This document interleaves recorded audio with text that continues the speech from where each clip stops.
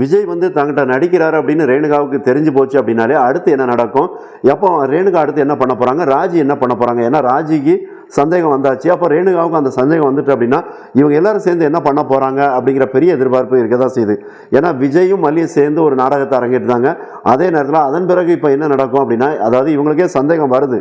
இந்த விஜய் பண்ணக்கூடிய விஷயங்கள் எல்லாமே அது வந்து காட்டி கொடுத்துரும். சிலருக்கு வந்து நடிக்க தெரியாது.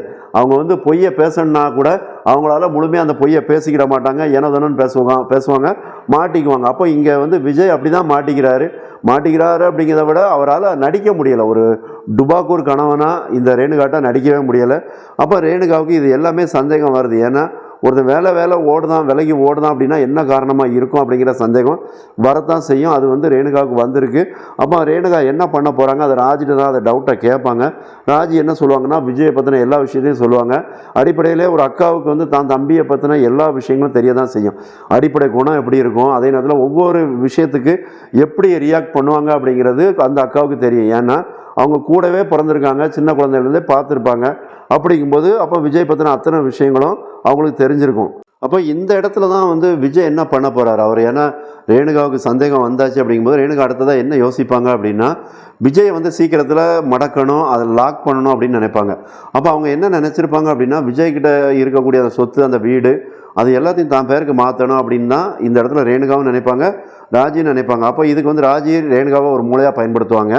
அப்போ இந்த விஷயத்தில் வந்து ரேணுகா என்ன அதிரடியான முடிவு எடுப்பாங்கன்னா, எப்படி விஜய் வந்து ஒரு நாடகத்தை அரங்கேற்றாங்களோ அதே மாதிரி இனி வந்து நாமளும் ஒரு நாடகத்தை அவங்ககிட்ட அரங்கேற்றி தான் ஆகணும்.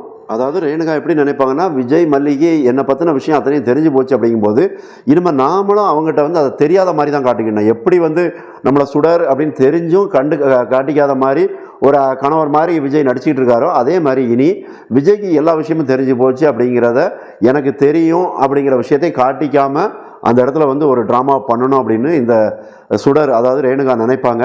அப்போ அதை நினைக்கும் போது என்ன பண்ணுவாங்க அப்படின்னா, இப்போ கதிரேசன் வீட்டில் உள்ள அந்த லாக்கருக்குள்ள சாவியை தான் அவங்க தேடுறதுக்கு ட்ரை பண்ணாங்க. ஏன்னா கதிரேசன் வந்து அந்த பணம் காணாமல் போனதுக்கப்புறம் சில விஷயங்களை வந்து சீக்கிரட்டாக வச்சுருக்கிறாரு. இப்போ அந்த விஷயத்தை வந்து கையில் எடுக்கணும்னு நினைக்கிறாங்க ரேணுகாவை பொறுத்த வரைக்கும். அப்போ அந்த லாக்கர் கீ கிடச்சிதுன்னா அங்கே இருக்கிற பணம், சொத்து எல்லாத்தையுமே சுருட்டிக்கலாம். அதே நேரத்தில் விஜய்கிட்ட உள்ள சொத்து பணத்தையும் அடிச்சிடலாம் மொத்தமாக அப்படிங்கிற எண்ணத்தில் தான் இருக்காங்க. அப்போ சீக்கிரத்தில் இந்த ரேணுகா, இந்த சுடர்ங்கிற கேரக்டருக்கு முடிவு வரும் அப்படிங்கிறது தெரியுது. ஏன்னா இப்போ வந்து விஜய் வந்து அந்த இடத்துக்கு போயிட்டார், அவங்கள வந்து எப்படியா பிடிக்கணும் அப்படிங்கிற எண்ணத்துக்கு போயிட்டாங்க. இருந்தாலும் அங்கே வந்து ஒரு சில விஷயங்கள் தான் விஜய் வந்து தடுக்குது, அவங்கள நெருடலாகவும் ஆக்குது. என்ன அப்படின்னா, இந்த ரேணுகா பண்ணக்கூடிய விஷயம் வந்து அது வந்து அவளை முகம் சுளிக்க வைக்குது, தயக்கத்தில் இருக்க வைக்க. என்னென்னா இவங்க வந்து அந்த சாந்தி முகூர்த்தம், அந்த தாம்பத்திய வாழ்க்கை அப்படிங்கிற ஒரு விஷயத்தை கையில் எடுத்திருக்காங்க ரேணுகா. அதனால தான் விஜய்க்கு அது ஒரு பெரிய தயக்கத்தை கொடுக்கு. இருந்தாலும் மல்லி வார்னிங் பண்ணிக்கிட்டே தான் இருக்காங்க விஜய்கிட்ட, அந்த சுடர்கிட்ட நம்ம ரொம்ப கவனமாக இருக்கணும்னு. இருந்தாலும் இதில் வந்து மாட்டிக்க போகிறது, முழிக்க போகிறது இப்போ விஜயும் மல்லியும் தான் அப்படிங்கிற மாதிரி தருது. அப்போ இதுக்கிடையில் இன்னொரு பிரச்சனை, நாகு பாபு பிரச்சனை இருக்குது. அப்படிங்கும்போது இனி பரபரப்புக்கு பஞ்சம் இருக்காது அப்படிங்கிற மாதிரி தான் தெரியுது. இதில் உங்களுடைய கருத்து என்ன அப்படிங்கிறதையும் கமெண்டில் பதிவு பண்ணுங்கள்.